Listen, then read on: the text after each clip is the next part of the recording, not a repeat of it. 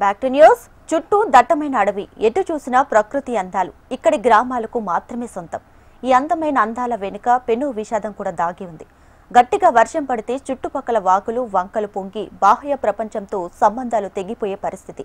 గతంలో మావోయిస్టులకు అడ్డాగా ఉన్న ఈ గ్రామాలకు అప్పట్లో పోలీసులు మట్టి రోడ్డు నిర్మాణం చేపట్టారు.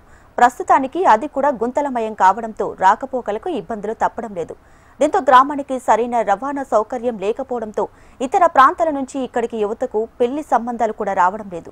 ఇది నిర్మల్ జిల్లా కడెం మండలంలోని మారుమూల అటవీ ప్రాంతంలో ఉన్నటువంటి గంగాపూర్ గ్రామం కదా. ఈ గ్రామ పంచాయతీది 50 ఏళ్ల చరిత్ర. 2019లో గంగాపూర్ గ్రామ పంచాయతీని 3 గ్రామ పంచాయతీలుగా విభజించారు. అందులో ఒకటి గంగాపూర్, మరో 2 కొర్రతాండ, రాణిగూడ గ్రామ పంచాయతీలు. ఒక పక్క కడెం వాగు, 3 వైపులా దట్టమైన అటవీ ప్రాంతం, నట్ట నడుమున గంగాపూర్, కొర్రతాండ, రాణిగూడ గ్రామాలు ఉంటాయి. అయితే ఈ గ్రామాలకు సరైన రోడ్డు రవాణా సౌకర్యాలు లేక ఇక్కడి ప్రజలు చాలా ఇబ్బందులను ఎదుర్కొంటున్నారు.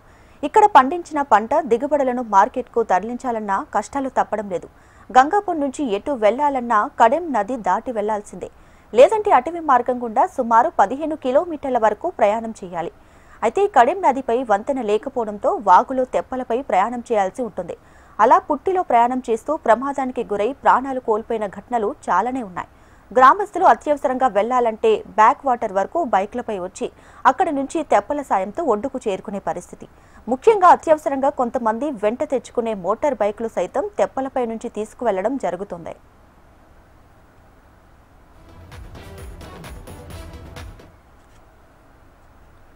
ప్రతి ఏటా వర్షాకాలం వచ్చిందంటే చాలు గంగాపూర్ ప్రాంత వాసుల కష్టాలు వర్ణనాతీతం. తెప్పలపై ప్రమాదకరంగా ప్రయాణాలు సాగించాల్సిన పరిస్థితి.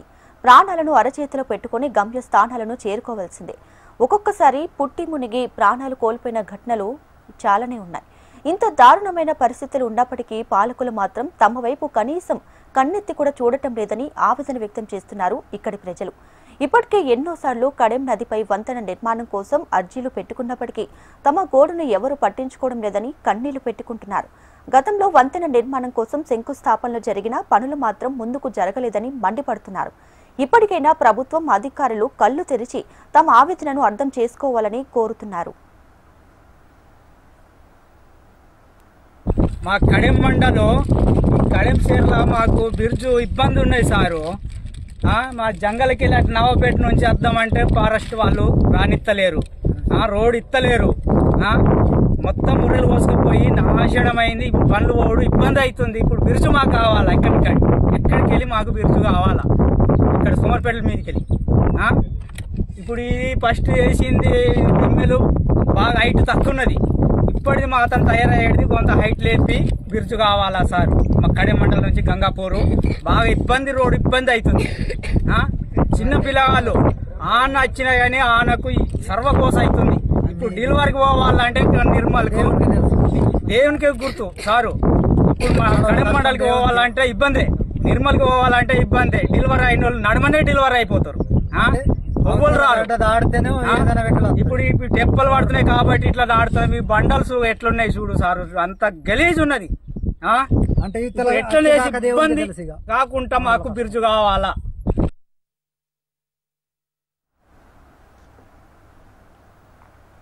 ఒకప్పుడు మావోయిస్టులకు అడ్డాగా ఉన్న గంగాపూర్, కొర్రతాండ, రాణిగూడ గ్రామాలకు అప్పట్లో పోలీసులు మట్టి రోడ్డు నిర్మించారు.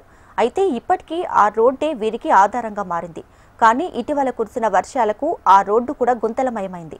దీంతో సరైన రవాణా సౌకర్యాలు లేకపోవడంతో ఇక్కడి ప్రజలు తీవ్ర ఇబ్బందులు ఎదుర్కొంటున్నారు. ఏ అవసరం ఉన్నా కూడా గంగాపూర్ గ్రామంలోని ప్రజలు కడెం, ఖానాపూర్, నిర్మల్ ప్రాంతాలకు వెళ్లాల్సిందే. మండల కేంద్రమైన కడెంకు వెళ్లాలంటే ఆ మార్గంలో 4 వాగులు ఉన్నాయి.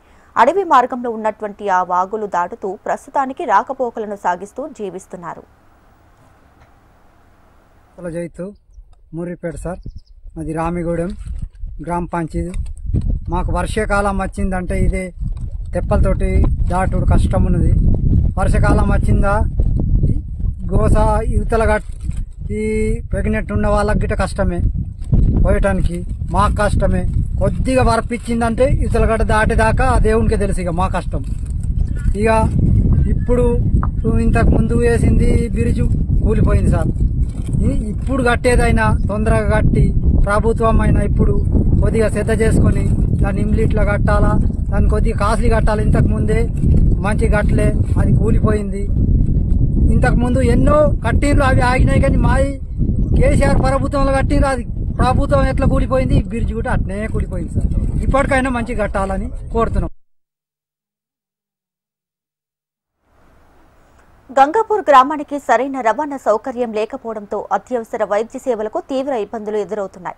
అలాగే చదువుల కోసం విద్యార్థులు సైతం తెప్పలపైనే ప్రమాదకరంగా ప్రయాణించాల్సిన పరిస్థితి నెలకొంది.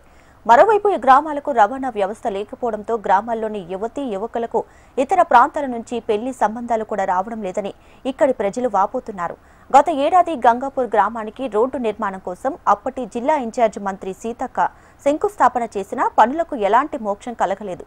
ఈ రోడ్డు పనులు పూర్తయితే ఇక్కడి ప్రజల రవాణా కష్టాలు తీరనున్నాయి. ఇప్పటికైనా పాలకులు స్పందించి ద్వీపకల్పంగా ఉన్నటువంటి గంగాపూర్ గ్రామానికి రవాణా వ్యవస్థను మెరుగుపరచాలని గ్రామస్తులు విజ్ఞప్తి చేస్తున్నారు. మేము గత సంవత్సరాల నుంచి చాలా ఇబ్బంది పడుతున్నాము బ్రిడ్జు లేక. అయితే ఆ మధ్యలో వచ్చేసి గత ప్రభుత్వము ఆ బ్రిడ్జు నిర్మించడం అంటే పనులు స్టార్ట్ చేసి 2 పిల్లర్లు లేపేసి బెడ్డు పోయడం కూడా జరిగింది.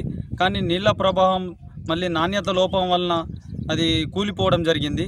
కానీ ఇప్పుడు ఇకనైనా ఈ ప్రభుత్వం దయతలిచి ఇప్పుడు వేసే బ్రిడ్జునైనా దయతలిచి దాన్ని మంచి ప్రణాళికతో నాణ్యతతో కూడుకొని వేయాల్సిందిగా కోరుతున్నాం.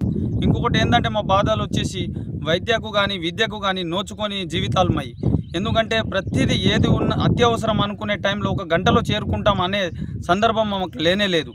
ఏదైనా రావాలనుకుంటే ఈ తెప్ప పైన ప్రయాణం చేయాల్సి వస్తుంది. అయితే తెప్ప కూడా మాకు చాలా ప్రమాదకరమైనది, కానీ తప్పడం లేదు. దయతలిచి ఇప్పటికైనా ఈ ప్రభుత్వం మా పైన దయతలిచి మా యొక్క ఈ బ్రిడ్జిను పూర్తి చేసి మా యొక్క జీవితాల్లో వెలుగు నింపాలని చెప్పేసి వేడుకుంటున్నాం. మేము